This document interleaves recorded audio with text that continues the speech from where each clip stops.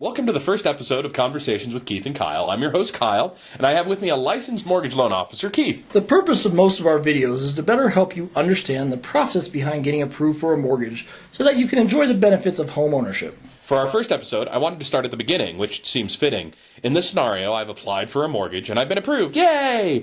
Now what I do next can affect my mortgage, right, Keith? That's right. There are certain things you should do and not do once you've applied for, been pre-approved, or even fully approved for a loan.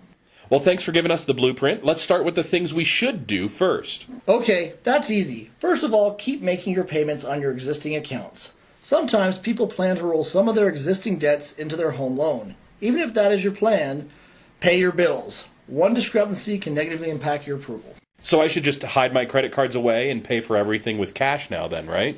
Unless instructed by your loan officer, you can continue to use your credit cards as you normally would do. If you alter your spending habits, it can appear as a red flag to the credit bureaus and negatively affect your credit scores. I didn't know that. Glad I asked. What else? Well, you should keep originals of all documents that are required when purchasing a home. Have original pay stubs, bank statements, tax returns, things like that. Every loan is different. You may need to document for a divorce, child support, social security payments, etc.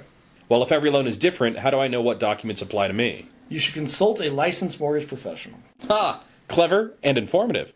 Now, what are some of the things I should not do? Well, there's a laundry list of things to not do, so let's start with the major ones. First, do not apply for new credit of any kind. If you want a new car to match your new house, wait until after you close on your home loan. Well, sure, that's a lot more debt, but what about a credit card? That's not a big deal, right? Actually, yes, it is a big deal. Do not apply for new credit of any kind, not even a little credit card.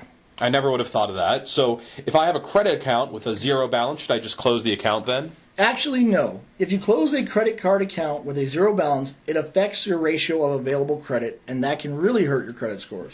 Okay, got it. But I can pay off collection accounts, right? These guys are driving me crazy and I want them off my back. Again, no. Paying off old collections can make your credit scores go down too. When it comes to credit, status quo is the way to go. Unless your mortgage professional specifically tells you need to pay something off, don't touch it. Status quo is the way to go. I like that. You should like it, Kyle. You wrote it. Indeed. Okay, what about my banking? My parents want to help me out with my down payment. Well, we will cover gifting in another episode, but when it comes to do's and don'ts, banking is another area that you have to be careful. Any and all non-payroll deposits need to be explained, and cash deposits cannot be used when figuring out your available assets. It looks like, once again, status quo is the way to go. Anything else? A big one, actually. Do not change jobs. Employment stability is a major factor in the process of underwriting your loan. If you quit or change jobs, that can really hurt your chances of getting approved. Underwriting, what is that? That's a topic for another show. I can take a hint. Thanks for conversing with us today, Keith. I learned a lot. Can you think of anything else? That's it for today. See you next time. Hey, that's my line. You wrote it for me. Thanks for watching.